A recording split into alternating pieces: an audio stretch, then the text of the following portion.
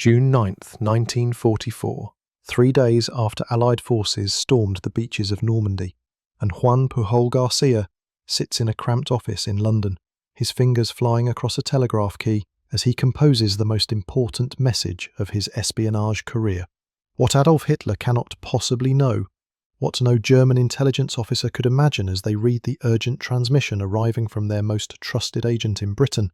is that the man sending this message, codenamed Arabelle by the Germans, and rewarded with their highest honours, is actually a British double agent who has spent the past 3 years building an elaborate fiction that will now reach its devastating climax. Pujol's message, transmitted in the early hours of the morning when German radio operators are barely awake, warns his handlers that the Normandy invasion is merely a diversion, that the real Allied assault will come at Pas-de-Calais, where a massive army under General George Patton waits to cross the English Channel.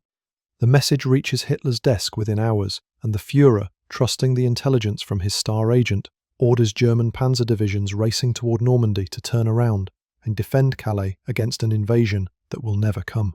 This single decision, based on information from a Spanish chicken farmer turned spy who created an entire network of 27 fictitious agents without ever leaving his London office, seals the fate of Nazi Germany and demonstrates that in modern warfare, imagination and audacity can prove more powerful than tanks and artillery. Juan Pujol Garcia, known to the British as Agent Garbo because his acting abilities rival those of the legendary actress, has just delivered the performance of his life, and Adolf Hitler bought every word of it. The transformation of Juan Pujol from a failed businessman in Barcelona to the most successful double agent of World War II begins not with recruitment by intelligence services, but with a burning hatred of totalitarianism that drives him to volunteer repeatedly for a cause that initially wants nothing to do with him. Born in Barcelona in 1912 to a family of moderate means and liberal political beliefs, Pujol emerges from the Spanish Civil War with experiences that convince him that fascism and communism represent equal threats to human dignity. During that brutal conflict, Pujol manages the remarkable feat of fighting on both sides, serving briefly with Republican forces before deserting and joining the Nationalists, then deserting again, all while claiming he never actually fired a shot for either side. This chameleon-like ability to blend into whatever role circumstances require, this talent for deception and survival, will prove crucial to his later career as a spy. When war breaks out in Europe in 1939, and Britain stands alone against Nazi Germany after the fall of France, Pujol decides he must make a contribution, as he puts it, to the good of humanity, convinced that defeating Hitler represents a moral imperative that transcends nationality or personal safety. His admiration for Britain, the only power still fighting the Nazis, leads him to approach the British embassy in Madrid in early 1941, offering his services as a spy against Germany. The British intelligence officers who interview him see only what their training tells them to see: an unemployed Spaniard with no credentials, no connections, no apparent skills, just another volunteer from the flood of would-be spies that approach embassies offering their services. They dismiss him politely and forget his name within minutes. The rejection by British intelligence proves to be the best thing that could have happened to Pujol's espionage career, because it forces him to develop an approach so audacious, so completely outside standard intelligence practice, that it will eventually make him invaluable to the Allied war effort.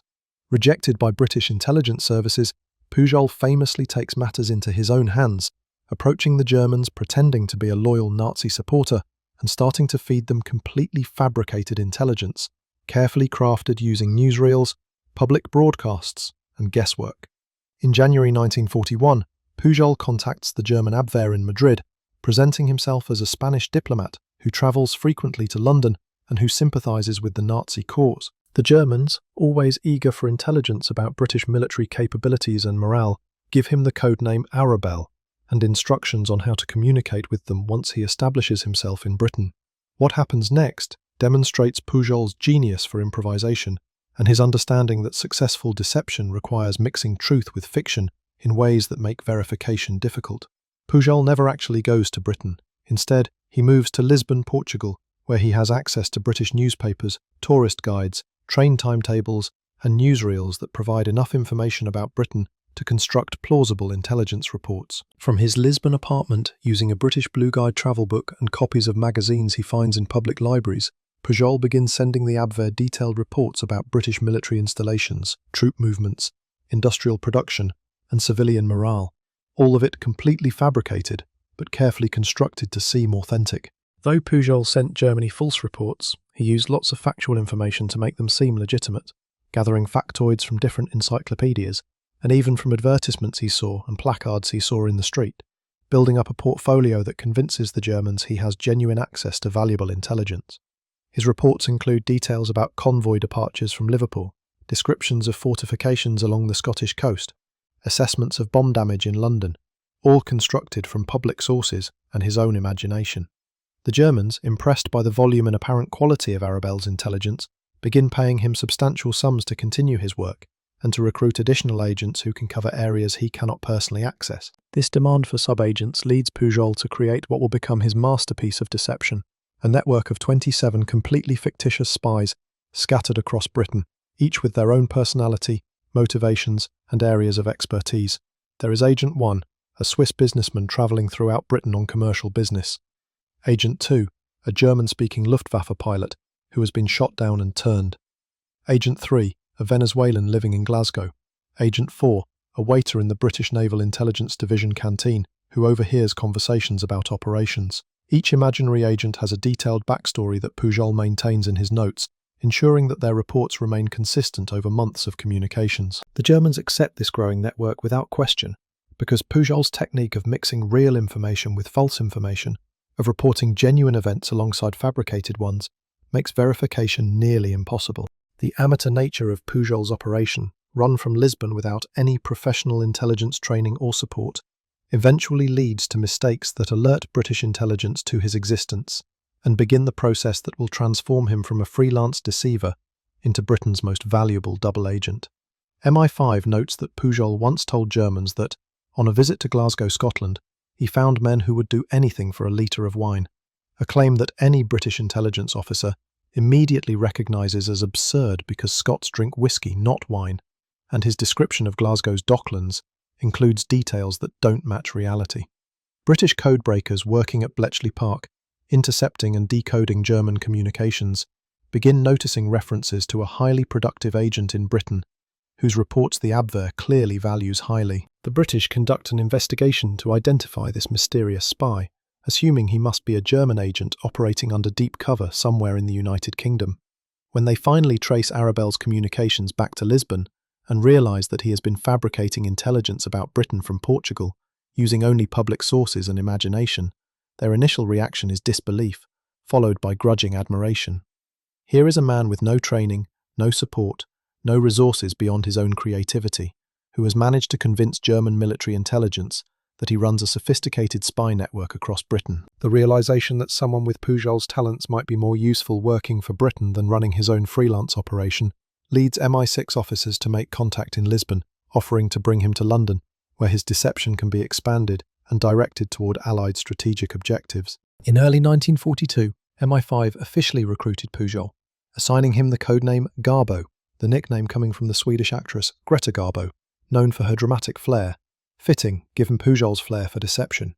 The British intelligence officers who debrief him in London find themselves dealing with a man unlike any agent in their experience, someone who views espionage as a form of creative storytelling, who maintains elaborate fictions with the dedication of a novelist, who seems to genuinely enjoy the intellectual challenge of deceiving the Germans more than any material reward the British might offer. Pujol is assigned a handler, Thomas Harris, a half-Jewish art dealer who speaks fluent Spanish and who immediately recognises that Pujol's talent for fabrication can be weaponised for British strategic purposes. Harris, known to colleagues as Tommy and described by some as having an almost hypnotic personality, forms an immediate partnership with Pujol that will last throughout the war. Together, they begin the methodical work of expanding and professionalising Pujol's network of fictional agents, giving the British complete control over what information the Germans receive, while maintaining the Germans' absolute confidence in their star spy. Between them, Pujol and Harris wrote 315 such letters, averaging 2,000 words each, addressed to a post office box in Lisbon supplied by the Germans. The writing style reflects Pujol's earlier approach, verbose and fanatical, posing as a devoted Nazi ready to risk everything for the Führer's New World Order. This rich vein of fantasy provides what British intelligence calls confusing bulk. overwhelming the Germans with so much information that separating truth from fiction becomes nearly impossible. The development of the Garbo network into a tool for strategic deception requires solving practical problems that push the boundaries of British intelligence's operational capabilities and imagination.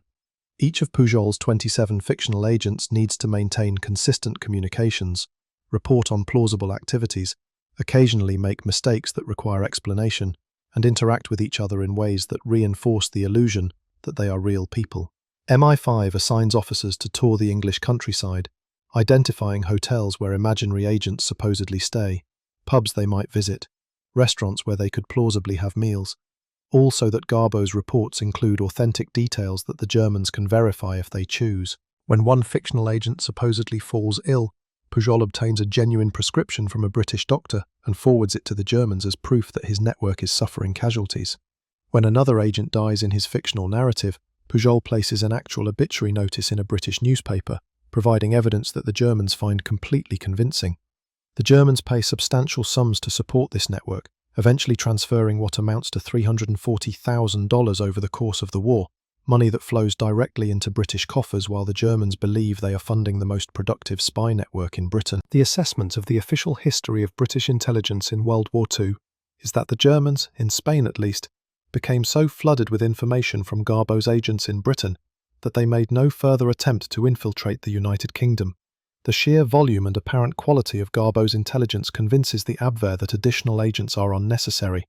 allowing British counterintelligence to maintain complete control over what German intelligence knows about conditions in Britain. The technique that makes Garbo's deception so effective involves a careful calibration of truth and lies, giving the Germans accurate information that arrives too late to be useful, or providing false information that supports Allied strategic objectives. When British convoys prepare to sail, Garbo reports their departures accurately but with just enough delay that German submarines cannot intercept them. When Allied bombing raids are planned, Garbo provides advance warning that reaches the Germans after the bombers have already returned home. This pattern of accurate but late intelligence builds German confidence in their agent while ensuring that nothing Garbo reports can harm Allied operations. The few times when Garbo's intelligence does arrive in time to be actionable, the British deliberately allow minor operations to be compromised, accepting small tactical losses to maintain Garbo's credibility for the much larger deceptions to come. In November 1942, when Allied forces prepare to invade North Africa in Operation Torch, Garbo sends detailed reports about the invasion fleet gathering in British ports, information the Germans initially dismiss as too fantastic to be true, because they cannot imagine the Allies mounting such a large operation so soon after losses in North Africa. When the landings actually occur exactly as Garbo predicted, German intelligence officers reviewing their files realize that their agent provided accurate advance warning that they failed to properly evaluate. This realization that they ignored intelligence that proved correct makes them more inclined to believe Garbo's future reports, even when those reports describe implausible scenarios. The selection of Garbo to lead the deception plan for D-Day reflects both his proven track record of fooling German intelligence and the recognition that the invasion of France represents a moment where failure of the deception could result in catastrophic Allied casualties. Operation Fortitude, the code name for the elaborate scheme to convince Hitler that the invasion will come at Pas-de-Calais rather than Normandy, requires coordination between multiple Allied intelligence agencies, the creation of an entire fictitious army group, complete with fake equipment and radio traffic, and a master deceiver who can sell the story to the Germans with complete conviction. When the Allies began planning D-Day, it was Pujol who was chosen to lead the deception effort. The point of the spear in convincing Hitler that the Normandy landings, the greatest invasion in human history, was in fact a fake, and that a 1,000,000-man army was about to attack him along another length of French coast. The plan calls for Garbo to report extensive military preparations in southeastern England, describing an enormous force designated as 1st United States Army Group under the command of General George Patton, the American general whom the Germans respect and fear more than any other Allied commander. This fictional army, supposedly comprising 11 divisions totaling 150,000 men,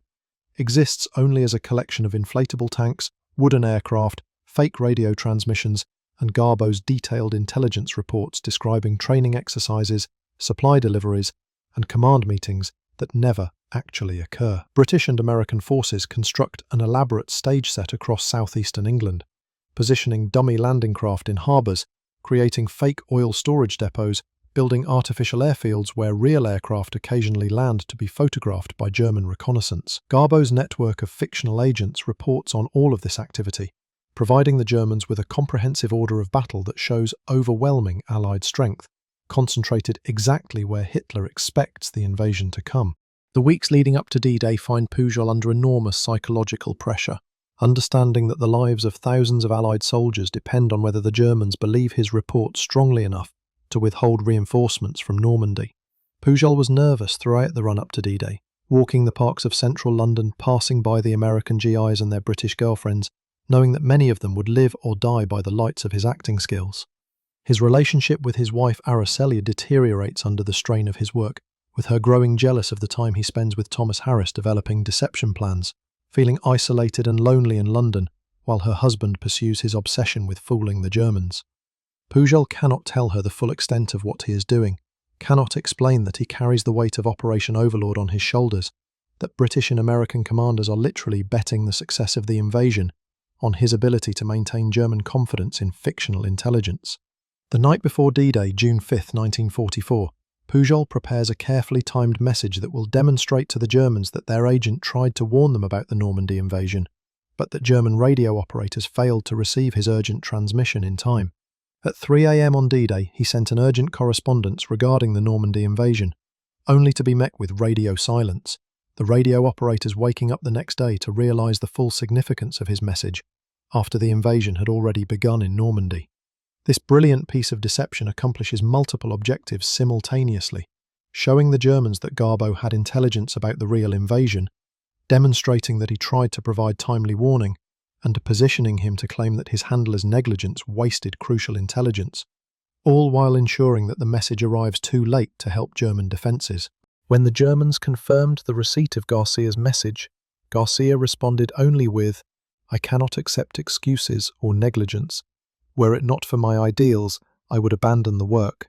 A perfectly judged response that combines indignation with continued commitment, making the Germans even more determined to trust his future intelligence. On June 9th, 3 days after the invasion begins, Pujol sends the message that represents the culmination of 3 years of deception, the moment when everything he and Harris have built will either succeed brilliantly or fail catastrophically.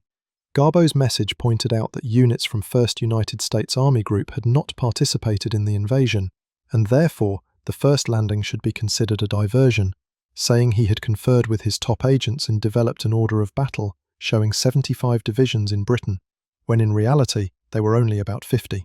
The message reaches Hitler's headquarters, where German intelligence officers debate its implications, trying to determine whether the Normandy landings represent the main Allied effort or merely a diversionary attack designed to pull German reserves away from the real invasion site. The fact that General Patton and his supposedly massive army have not yet appeared in Normandy strikes German analysts as highly significant, confirming their pre-existing belief that Pas-de-Calais represents the most logical invasion point. Pujol sent a very long, detailed telegram, saying, "This is the fake, you have to believe me." And those panzer divisions were actually on the road, those troops were on the move, and Hitler sent an order turning them around, the key moment in the future of Normandy, in the future of that battle, and Garbo is really the author of that moment. The German decision to withhold reinforcements from Normandy based on Garbo's intelligence proves catastrophic for German defensive efforts, allowing Allied forces to establish their beachhead and begin breaking out into the French countryside before German armour can effectively counterattack. The panzer divisions that Hitler orders to remain near Calais, waiting for the invasion that Garbo promises is coming, represent Germany's best chance to throw the Allies back into the sea during the crucial first days after D-Day. These elite armoured units, equipped with Tiger and Panther tanks and manned by experienced crews, could have made the Normandy beaches a killing ground if they had been committed immediately after the landings began. Instead, they sit idle near Calais, while Allied forces consolidate their positions, bring ashore reinforcements and supplies, and prepare for the breakout that will eventually liberate France. German commanders in Normandy send increasingly desperate requests for reinforcements, describing how Allied naval gunfire and air superiority are decimating their defensive positions, pleading for armour to help stem the invasion. But Hitler, convinced by Garbo's intelligence that the Normandy operation is a feint, refuses to commit his reserves, insisting that the main invasion is still coming, and that weakening the Calais defences would play into Allied hands. The Führer's confidence in Arabelle's intelligence remains so strong that he continues to believe in the Pas-de-Calais threat, even as Allied forces advance deeper into France, demonstrating that Pujol's deception has fundamentally warped German strategic thinking at the highest levels. The end of the war in Europe in May 1945 creates a new problem for Pujol, who fears reprisals from surviving Nazis who might discover his true role and seek revenge. With the help of MI5, Pujol travelled to Angola and faked his death from malaria in 1949, then moved to Lagunillas, Venezuela, where he lived in relative anonymity, running a bookstore and gift shop. The decision to fake his death reflects both Pujol's theatrical sensibilities and genuine security concerns, as former Nazis and their sympathisers continue to pose threats to those who contributed to Germany's defeat. For 36 years, from 1949 until 1985, Pujol maintains his secret, living quietly in Venezuela under an assumed identity, never revealing to his children or most of his friends that he was once one of the most important spies in World War II.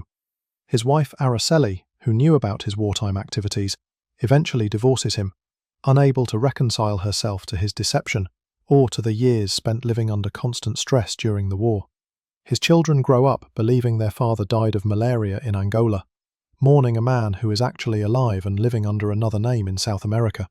The British government maintains strict secrecy about Garbo's true identity, classifying all records related to his operations at the highest levels, ensuring that even historians researching the double-cross system cannot identify him by name. Pujol kept his secret until the 1980s, when the British writer Nigel West looked into his life and theorised that he hadn't died, tracking down Pujol, who came out of hiding and announced that it was true. The revelation that one Pujol Garcia is still alive creates international sensation, with journalists and historians seeking interviews with the man who fooled Hitler. Pujol returns to Europe and reconnects with his ex-wife Araceli, who had always suspected he might be alive, and with his children, who were shocked and angry to discover that their father faked his death and allowed them to believe he was dead for decades. The emotional reunion proves difficult, with Pujol's children struggling to understand why he maintained the deception for so long, why he couldn't reveal himself once enough time had passed to eliminate security concerns. Pujol explains that he found it easier to maintain the fiction of his death than to explain the truth, that he had grown comfortable with his new identity in Venezuela and saw no reason to disrupt it. In 1985, Pujol publishes his autobiography, Operation Garbo, providing the first detailed insider account of his wartime deception operations. The book reveals the extent of his fictitious network, the careful planning that went into each deception, and the psychological strain of maintaining such elaborate lies for years. British intelligence, no longer concerned about protecting sources and methods from a war that ended 40 years earlier, declassifies substantial portions of the Garbo files, allowing historians to verify Pujol's claims and understand the full scope of Operation Fortitude. The post-war analysis of the Garbo operation, by military historians and intelligence professionals, consistently ranks it among the most successful deception operations in history, noting that Pujol achieved strategic effects that influenced the outcome of the war at minimal cost to Allied resources. The entire Garbo operation employed fewer than a dozen British intelligence officers directly, cost the British government essentially nothing since German payments funded the fictitious network, and achieved results that alternative approaches like aerial reconnaissance or signals intelligence could never have accomplished. The German decision to withhold panzer divisions from Normandy based on Garbo's reports saved thousands of Allied lives during the critical first days after D-Day, preventing the kind of catastrophic counterattack that German armour could have delivered if committed immediately after the landings began. The psychological impact on German decision-making proves equally important, with Hitler's confidence in Arabelle's intelligence creating a cognitive bias that prevented him from accepting evidence that contradicted Garbo's reports. Even when German commanders in Normandy sent accurate assessments describing the invasion as the main Allied effort, Hitler dismissed these reports as tactical confusion, trusting his spy in Britain over his generals in France. This demonstrates how effective deception can warp an enemy's perception of reality so completely that they reject their own observations in favour of false intelligence that confirms their pre-existing beliefs. The human dimension of Pujol's story reveals a complex personality driven by moral convictions, creative impulses, and a love of deception that goes beyond mere patriotism or duty. Pujol genuinely hated totalitarianism, viewing both fascism and communism as threats to human freedom, but he also clearly enjoyed the intellectual challenge of fooling the Germans, taking pride in his ability to maintain elaborate fictions and outwit professional intelligence officers. His relationship with Thomas Harris, the British handler who managed the Garbo operation, represents a meeting of minds between two men who understood that espionage at its highest level is a form of theatre, requiring actors, scripts, props, and careful direction to convince the audience. Harris, with his background as an art dealer and his sophisticated understanding of psychology,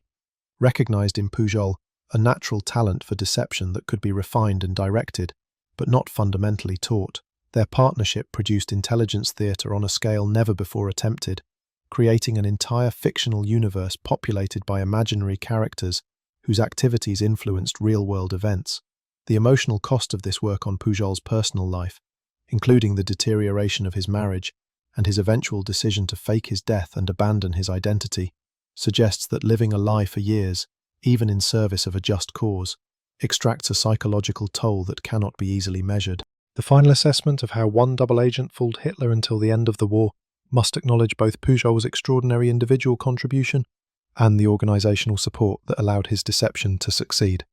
Pujol provided the imagination, the acting ability, and the moral courage to maintain an elaborate fiction for nearly 4 years, never breaking character, never making mistakes serious enough to expose the deception. But the British intelligence services provided the infrastructure, the coordination with other intelligence sources, the careful management of what information to give the Germans and what to withhold, ensuring that Garbo's reports fit within a larger strategic framework. The success of Operation Fortitude depended not just on Garbo's messages, but on physical deceptions like dummy tanks and fake radio traffic, on other double agents supporting the same narrative, on Allied control of German agent networks ensuring that contradictory information never reached Berlin. Yet, among all the elements of the D-Day deception, Garbo stands as the irreplaceable component, the human voice that told the story Hitler wanted to hear, with enough conviction and detail to overcome any doubts. The image of Hitler personally authorizing the Iron Cross for a British spy, of German generals holding panzer divisions near Calais while the real invasion succeeds at Normandy, of an obscure Spanish chicken farmer changing the course of history through pure imagination and audacity, captures something essential about the nature of modern warfare, where information and deception can prove more decisive than firepower. Juan Pujol Garcia demonstrated that one man with a typewriter and a talent for lying could accomplish what armies could not, that in the intelligence war, the side that controls what the enemy believes can win battles before they are fought. His story remains relevant today, as a reminder that in conflict, perception often matters more than reality, that skilled deceivers can exploit cognitive biases to make enemies act against their own interests, and that sometimes the greatest weapon in warfare is not technology or numbers, but the human capacity for imagination deployed in service of a just cause.